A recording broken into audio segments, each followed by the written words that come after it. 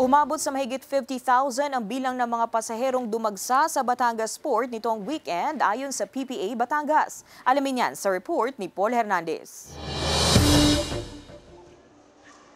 Kasama ang pamilya, segundo lang ang itinagal ni Rocky sa ticketing area ng Batangas Port para makakuha ng ticket pa Romblon-Romblon. Pinlan ko talaga siya na umalis ngayon kasi election. So alam ko na bago mag-election, mas maraming tao.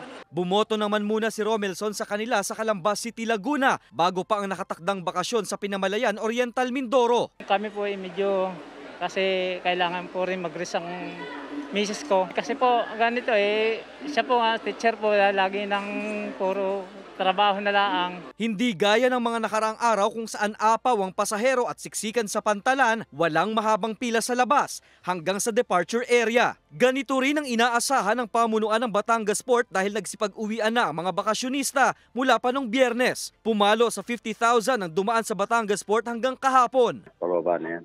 Ang ina-expect bukas baka may isa pang bugso. For the undas na.